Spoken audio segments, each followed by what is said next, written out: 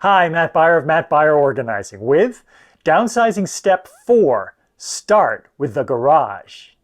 To list your home, realtors will probably tell you to focus on decluttering the living areas, like the kitchen, entryway, living room, and bedrooms. And they're right. Those are the best locations to showcase your home. But here's the thing.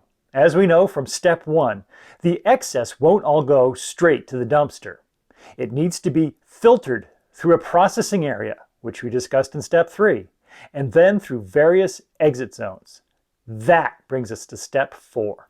The best place to start the decluttering is in the garage for 2 reasons. First, there tends to be a lot of quick wins here, things you are either definitely purging or definitely keeping. And second, that cleared space is the best place to establish exit zones. This is where you will drain items from the rest of the house. As you start pulling everything out of the garage, it's important to keep it all straight.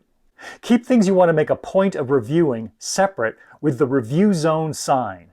If friends and family are helping, ask them to load up the review zone on one side of the driveway. On the other side of the driveway, hang a keep zone sign. This is for items that you are keeping to move. If you don't have a dumpster, hang a discard sign. Dedicate an area to hold donations with a donate sign.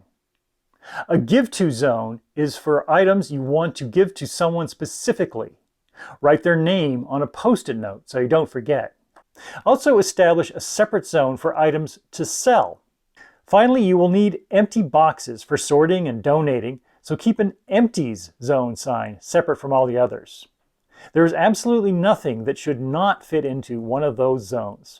The idea is to make your garage 100% exit zones, so that when those items are taken away, your garage is 100% empty. These well-defined zones create a clear scorecard for everyone involved. You feel better about your progress and you make your next steps easier. All the resources I offered in Step 1 can just back their trucks up to your garage and take your discards, donates, and sell items away. And now, all the excess items from the living areas of your home will have a place to go. For example, those extra pots and pans in your kitchen cabinets can now leave the kitchen and go to the donate, give to, or sell zone.